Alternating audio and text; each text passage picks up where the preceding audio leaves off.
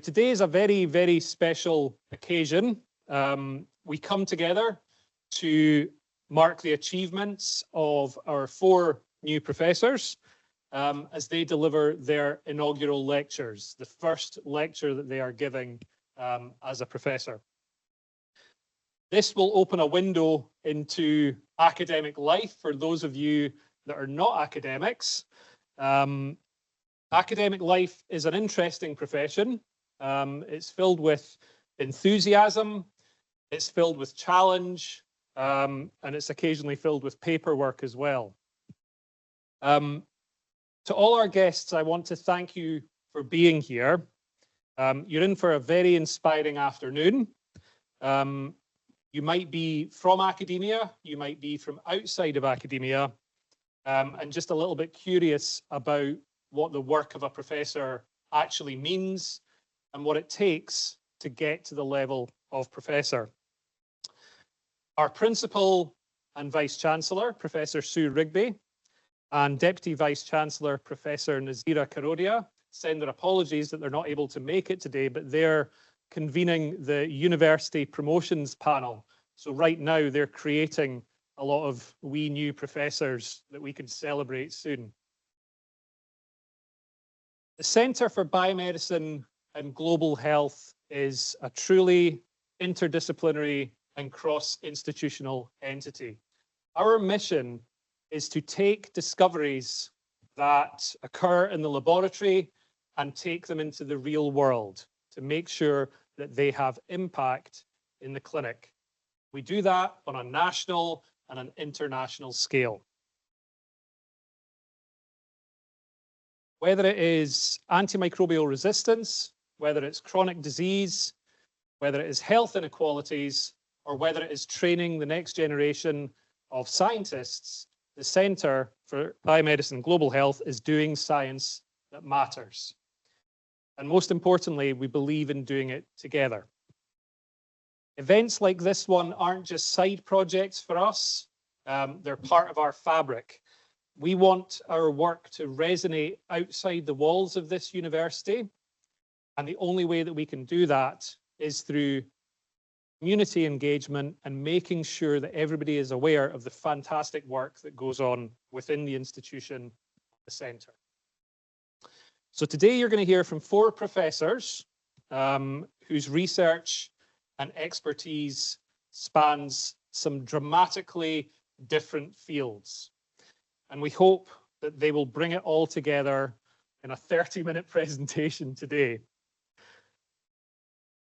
Our professors share one thing, and that is a lifelong commitment to developing new knowledge and learning. Each one of our professors are going to reflect on their personal and their professional journey, and hopefully reflect on the people that helped them along the way. So please sit back, listen closely, ask as many questions as you want. Academia can be quite a serious business sometimes, but I like to think that at Edinburgh Napier, we do science with a twinkle in our eye. So thank you once again for joining us, and please give a round of applause for our 4 speakers.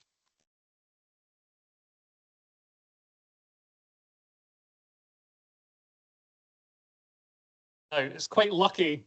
I prepared a backup introduction. Our Dean of School, Professor Gary Hutchison, is going to introduce all of the speakers to you. But in true Gary Hutchison style, he is running from one meeting to another. So that means it's my great pleasure to introduce Professor Eva Malone as our first speaker. She is an immunologist and an award-winning educator. She began her career at Edinburgh Napier and has over 17 years experience in designing and delivering innovative education. Eva has inspired generations of students, and that impact is recognized by her National Teaching Fellowship and an Edinburgh Napier Student Excellence Award for Best Lecturer.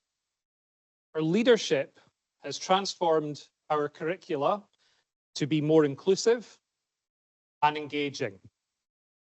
Our reach extends beyond the lecture theatre, from shaping national conversations around biology education to leading interdisciplinary projects in HPV vaccination. Eva is the very embodiment of what a modern professor should be: a scholar, an advocate, and above all, a catalyst for positive change. Ladies and gentlemen, it's my honour to introduce Professor Eva Malone.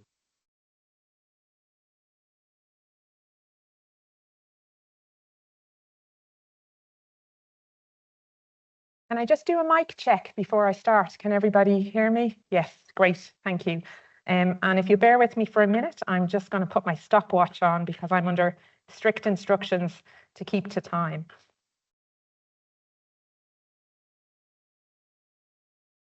This will help me.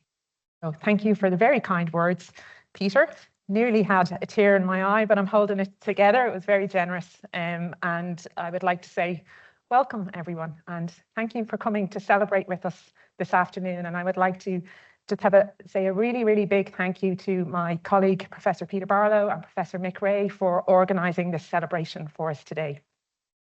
So my progression to professor has been on the learning and teaching pathway. There are 4 pathways at Edinburgh Napier University for progression to professor, and the learning and teaching pathway is one of the pathways that's less travelled.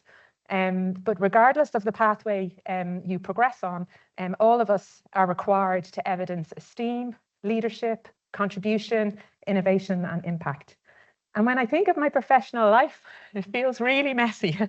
And so for the purpose of the presentation today, I have tried to take points along that journey to create a narrative that could fit into the presentation.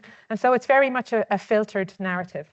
And I also want to acknowledge that my personal life intertwines and influences my professional life. So there have been times in my career where my personal life has influenced the decisions I have made professionally. I also want to acknowledge that the journey for me has been, sorry, you were right, Amanda. The journey for me has been easier than for others because of privilege I have.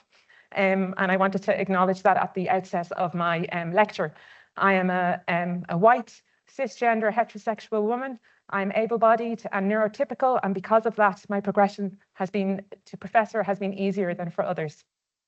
I also want to acknowledge another privilege that I have. Behind me is a very effective support network that is often invisible. And I would like to take a few moments to acknowledge that support network and by way of thank you, to introduce them to you. So this is a picture of me and my dad, James, and a picture of my mom and my stepdad, my mom, Joan, and my stepdad, Terry.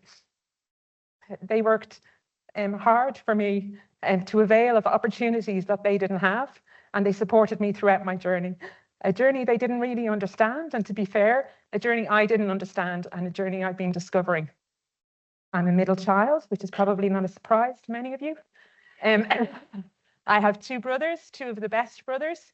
In the brown suit is my older brother, Chris, and in the blue suit is my younger brother, Howard. And they just have always had my back. And this is a picture of us at home together when we were younger, and with our Auntie Paula, who's very special to us.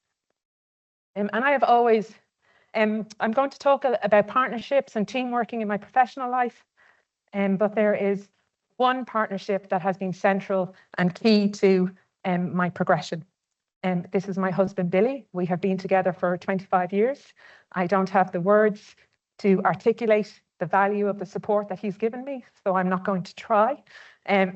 But our partnership has expanded to include Ailish and Sean.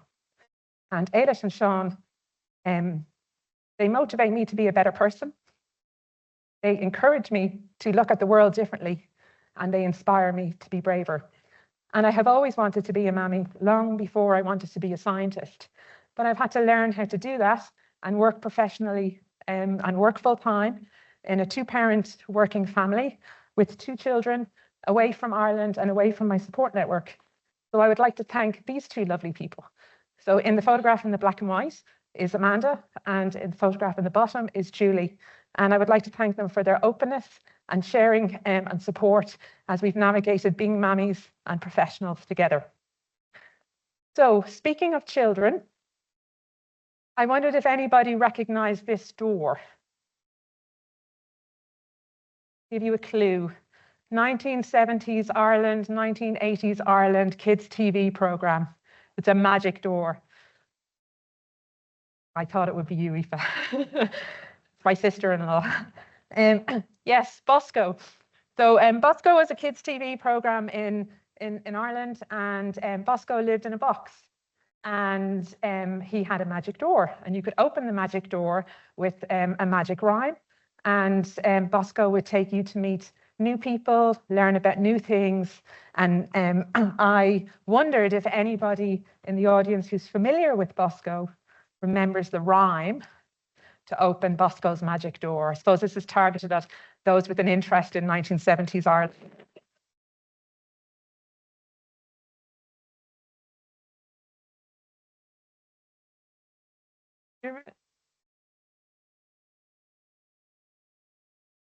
So for those of you that didn't hear that, that's knock, knock, open wide. See what's on the other side.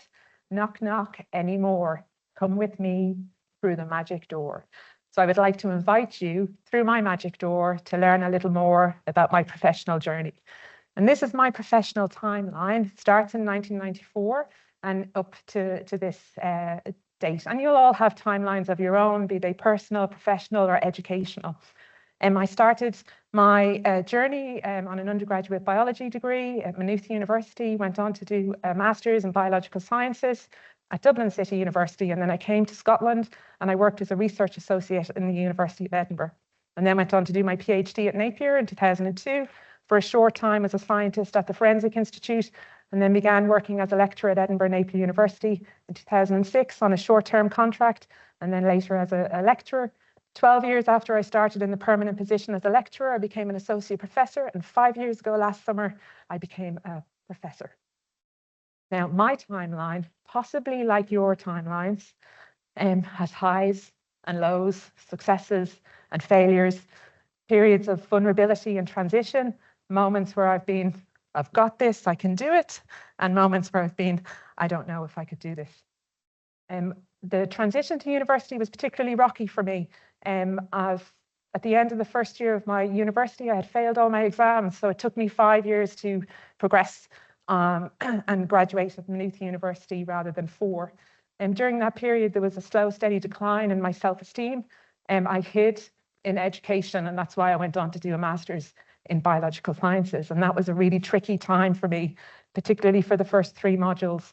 If it wasn't for my mom, I wouldn't have stayed on that program, and she encouraged me just to stay focused, think short term, and not to be worrying about everybody else.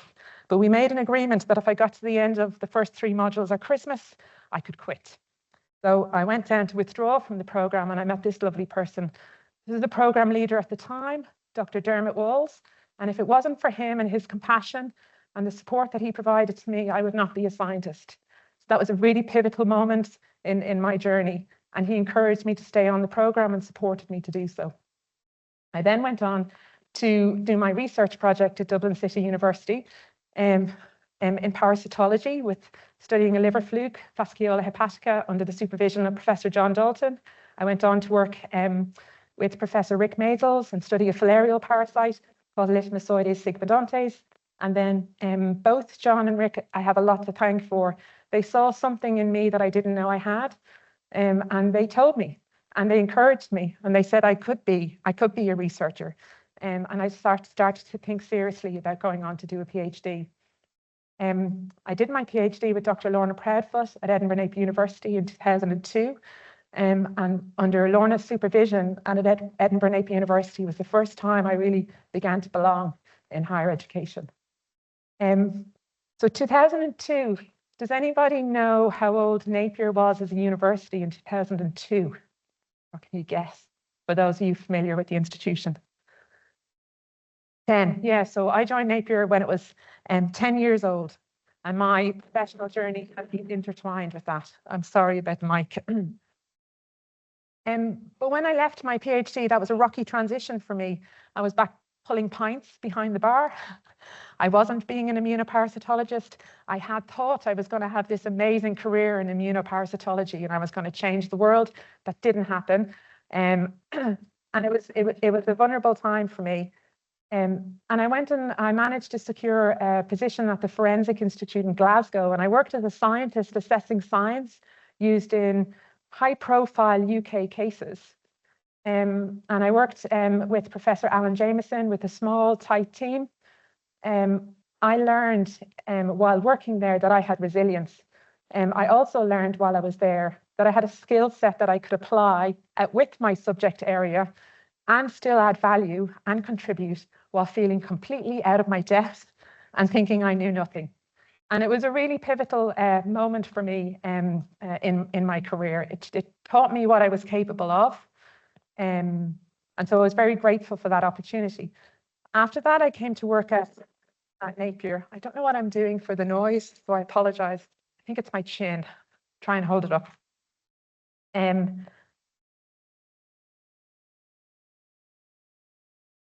After that, I came to Napier. And I made a strategic decision when I came and joined Napier that I thought I wasn't going to be able to be an immunoparasitologist here. So I looked around to see what was happening within the institution. And I was quite familiar with the particle toxicology because I had worked alongside particle toxicologists when doing my PhD. And Professor Gary Hutchison had started at a similar time to me, and we began a collaboration together, and I've dated it about 2008, but we go back a little further than that. And for 17 years, we've worked and collaborated together in the area of nanotoxicology. I like these photos. These photos are associated with a program called BioRema. We secured some Horizon 2020 funding. Not an insignificant amount came to the university. It was a large international consortium with 41 partners, including us, from 2017 to 2022, where we were taking lessons from nanotoxicology and applying them to nanomedicine so they could learn from that knowledge and develop risk and hazard assessments. The photo at the top was taken in Paris. The photo at the bottom was only taken a year later, but we have aged. I have that photo there because it makes me smile, but also, you know, if I consider a career outside of academia, I think I have I may have what it takes to be a synchronized swimmer. But in my own right, in addition to the collaboration with Gary, I did secure some internal funding and led a project taking immunology and nanotoxicology together. And that work was carried out by Dr. Jennifer Fraser in the lab.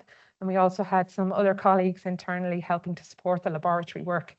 I've highlighted this because this paper as an output was submitted to REF 2021. For those of you who are not familiar with REF, it's a research exercise. It's the UK system for assessing excellence of research in higher education institutes, and it affects league table positions for universities. This output was submitted to Unit of Assessment 3, Allied Health Professions, Dentistry, Nursing and Pharmacy, and 81% of those outputs were ranked as internationally excellent and world leading, and 2 of my outputs were submitted to that Unit of Assessment. In addition to that, I had the opportunity to help expand the postgraduate research community at Napier in part of supervision teams in the area of nanotoxicology with MRes students such as Louise and Beatrice, and PhD students such as Tayo, Bryony and Sarah. And Sarah is preparing for her Viva, which will happen in a couple of weeks. And myself, Gary and Dr. Leslie Young are part of her supervisorial team. So alongside doing the nanotoxicology, I was approached by Professor Geraint Florida James. He had ambitions and a strategy for expanding the research within the sports and exercise science. He wanted to expand the area of exercise immunology and needed support and expertise from an immunologist. So we started a partnership that lasted 9 years. We supervised 4 PhD students together, Leslie, Mark, Peter and Lewis. And when it came to the turn of Lewis, Leslie, who had secured a lectureship at Napier, joined the team, and the three of us supervised Lewis together. And by then my work was done. Leslie and Mark were working in the department, the capacity had been built, and it was no longer necessary for me to contribute to the team. And so while the partnership ended, the friendship continues. But at the same time, outside of the research side of things, life was going on for me. I returned from my second period of maternity leave in 2016. I was lucky to have an opportunity provided by Napier to send me on the Aurora program, which I finished in 2017. So for those of you that don't know, the Aurora program is Advanced HE's Leadership Development Initiative for Women. It was a positive action to address the underrepresentation of women in leadership positions in higher education. And it was a year-long course with activities between in-program days. One of those in-program days, we were set a task. I had to come up with an elevator pitch. I had to imagine myself meeting a new principal, 3 minutes, and I had to sell myself and deliver this pitch in 3 minutes. It's the kind of activity I absolutely hate. I completely panicked. I had about 10 minutes and I had to deliver this pitch to Vicky, who was one of the participants on the program. And I said something like, immunology, education and people, that's what I'm about. I'm passionate about immunology. I believe in the transformational power of education. People are what I'm about, whether it be my colleagues trying to help them realize their ambitions and dreams, or students to fulfill their potential. Vicky was like, whoa, wasn't expecting that. Neither was I. There wasn't a nanoparticle or an exercise bike anywhere. Nobody was talking like this around me. I felt completely vulnerable. I did not know what was going on, and I kind of freaked out. But around that time, I started to meet other professors within higher education. And I've highlighted these professors on the slide here. Kay helped me to see the value in what I was doing, and the value of my learning and teaching approach, and talk to me about things that other people in my school, conversations that I was not involved in, or I wasn't having those conversations. She really opened my eyes. Fiona helped me to find the vocabulary with which to communicate my value, communicate my reach, and communicate my impact. Martha showed me where I fit in the external environment, and helped me to see how my approach fit in an external context, and the innovation behind my thinking and approach within learning and teaching. Kevin and Chris are both biologists. They both progressed to professor on less traditional routes. Kevin through outreach and public engagement, and Chris on learning and teaching.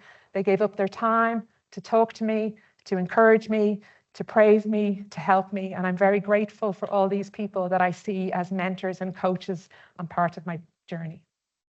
In about 2017, I became a senior fellow of the Higher Education Academy. I had to demonstrate effective practice, effective leadership and influence in the learning and teaching sphere, and in my context at Napier University. I joined the Royal Society of Biology and was a member of the Scottish Committee, and was engaged in public engagement activities and outreach activities around biology. And that's where I met Kevin. We're now STEM for Britain judges for Royal Society of Biology. STEM for Britain is a major scientific competition, an exhibition, the largest in the UK, bringing parliamentarians and early career scientists together. I was also chosen to represent biology lecturers and teachers in a national initiative to promote careers across Scotland to high school students and students at college. In 2021, I was awarded a National Teaching Fellow, and Kay and Fiona in particular helped me with that. And I was awarded that for outstanding impact on student outcomes and on the teaching profession in the UK.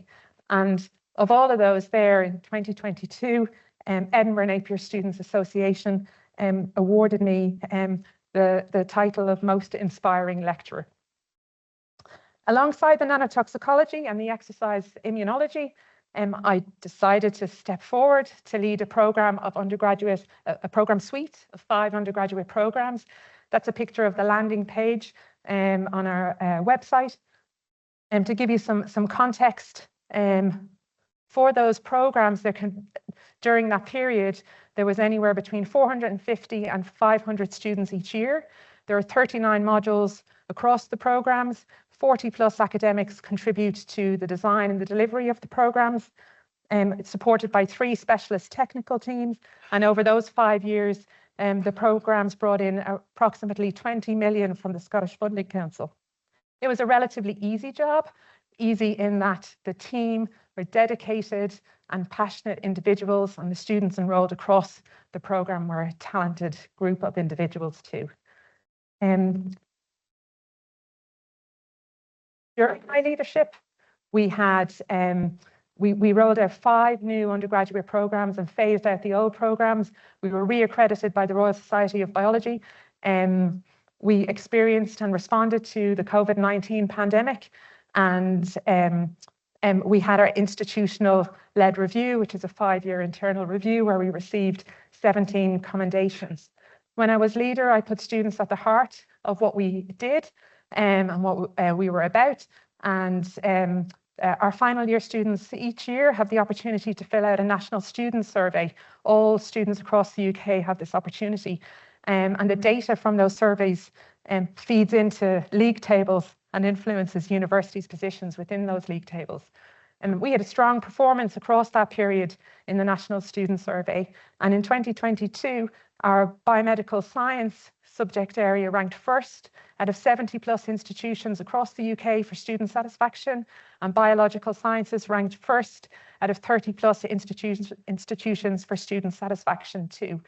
That information is still on the landing page with 100% satisfaction rate for our biological science and 97% satisfaction for our biomedical science courses. I think partly the reason it's there is because the survey changed afterwards and we're no longer able to compare and rank in that way from 2023 onwards. I also want to highlight that those results that were achieved by the team were particularly significant because those students completed their program during the pandemic, where we were struggling with online and blended learning. We're a practical-based program. It was a really challenging time for us, but the team rose to the challenge and we did particularly well. I would also like to thank Amy Poole. During that period, I became unwell and I was off work for 4.5 months and phased back over a 2.5-month period. And Amy stepped up and held the fort. And it's only appropriate that I should acknowledge her contribution to those statistics that I've shared, and also the program leadership team and the rest of the program team too. When I came back from being unwell, I decided I needed to get to grips with program management and learn how to manage the program. And so I went to our business improvement group and I asked Steve Yorkston for help. And he very kindly responded, and we collaborated together with our program administrator, Adam Satter. We had support from Professor Rob Briers to do this work, and we applied lean management and continuous improvement thinking to program leadership. This is a picture of the two of us presenting from home during the pandemic. We were contributing to an event, Less Alone Than You Think, Resilience in Program Leadership. Martha was particularly helpful as a coach and a mentor during this period, and encouraging me to communicate my practice and share my practice externally. We received quite a lot of interest with this work. It was quite an innovative approach for us to be working together, and externally we were invited to share our practice at different forums. We had over 30 requests from higher education institutes for a copy of our program roadmap across Europe, the States and Australia, and we were invited to contribute to a book chapter to support, to a book with a case study and a book designed to support program leaders. I was also invited to write a top tips on program leadership, which is hosted on the QAA Enhancement Themes website. And when I got on top of the program management, I was really able to start to think about educational leadership and help develop the curricula. And we focused on making our curricula more inclusive and started the process of decolonizing the curriculum, which is an ongoing process. I secured funding from the Department of Learning and Teaching Enhancement, along with the team, to be able to do this work. I can't give this work justice in the time that I have. It was quite transformational for me as a professional. It was an excellent team that worked together. It was a collaboration between professional services, academics, and students in a student-staff partnership. The people involved are listed on the slide. Nicola Veitch is a professor at the University of Glasgow. She collaborated with the project. They were slightly ahead. She shared materials with us that we could adapt to use in our programs. I developed an external network and was able to also get resources from the College Development Network for use on our programs too. Pamela and Rob, as colleagues at Napier, were amazing to work with. Pamela for a focus on students and the support through the team in that. And Rob is an inspiring individual and highly motivational for me working with him. And I learned so much from him. He was our subject librarian at the time. Unfortunately, now he's left us, but it was a real pleasure to work beside him. Also, Alessandra Bossini was a student on our biomedical science program at the time, and Skye Kenny was a student on our animal and conservation program at the time. And the relationship between them changed during that project, where I became the mentee and they started to mentor me. One of the outputs was the generation, or one of the outputs that we were able to contribute to as a team was to support Rob and professional services with the development of a library guide for building inclusive reading lists. Alongside this, when doing the nanotoxicology, exercise immunology, and being a program leader, I also had an interest in using art to communicate science, in particular to communicate immunology. In 2016, 2017, and 2018, I contributed to the Midlothian Science Festival with an activity called Hide and Seek with Fred the Germ. The Midlothian Science Festival is a free festival where scientists go out into the community, to the most deprived parts of Midlothian, into libraries and into schools to deliver science. The activity involves art and drawing and creativity, and young people could decide to be an immunologist or a microbiologist. During that period, I met a colleague in School of Arts and Creative Industries called Richard Firth, and we started to work together, and then we expanded that partnership to include Ian MacDonald, who is in film and graphic design.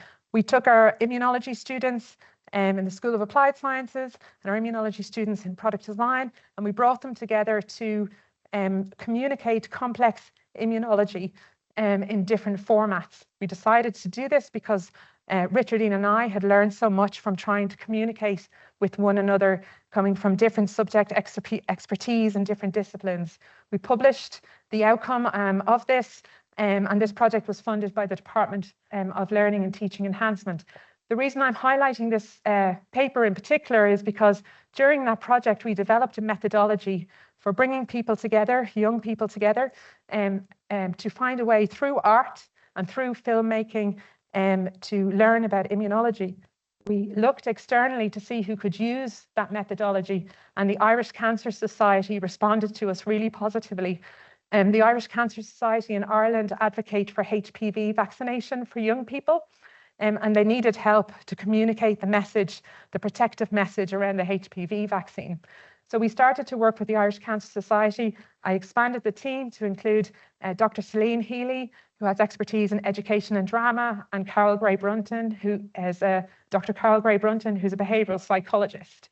And together as a team, we started to work with young people in Ireland in schools to develop HPV educational materials. And so our project was STEAM, where arts was brought into STEM, and STEAM-powered HPV education. Was a rumble. Is that the thunder starting already? So, Ron, what am I doing? So HPV is a group of viruses. There are about 200 of them, and some of them are particularly nasty and can go on to lead to cancer, and that's both in women and both in women and men.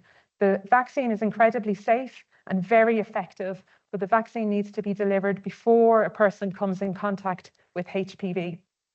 There's been a decline in vaccine uptake globally, and Scotland's no different, and Ireland's no different. There's an increase in vaccine hesitancy, so vaccine rates are dropping, and HPV was affected by this as well. Also, there's some fatigue after COVID-19 pandemic. Our approach is gender neutral, but there is a divide between young boys. There's a difference between young boys and young girls receiving the HPV vaccine, and that was a focus of our work. Also, there are health inequalities, and particularly in Scotland, where young people from the most deprived areas of Scotland don't receive their HPV vaccine, are less likely to benefit from that and more likely to go on and have HPV-induced cancers, which are completely preventable. We were able to secure funding in Ireland from the Irish Research Council and later from Science Foundation Ireland. It's a body of work that's been going on for some time, but it links back to that initial funding from the Department of Learning and Teaching Enhancement. And I wanted to highlight that because I think that's really important. We were then approached, or I was approached by NHS Lothian to help support them with 3 schools in Edinburgh where vaccine rates were particularly low in deprived parts of Edinburgh. And as a team, we wrote a bespoke workshop to deliver to S1 pupils around HPV. We have received some attention from the Scottish Government and Public Health Scotland with requests to come in and observe our workshops. We are currently in the evaluation of this, having delivered 16 as part of the pilot, testing it in different schools, and have reached over 350 young people, and are waiting for the data to come back on consent form return and vaccine uptake. Yesterday, I was at a conference, the first conference between Scottish Government and Public Health Scotland, and was invited to speak to share the work that we're doing. So that's where I am at now. And as some of you may know, we do have a new principal. We have lifts at Napier. There is a possibility I might be in the lift with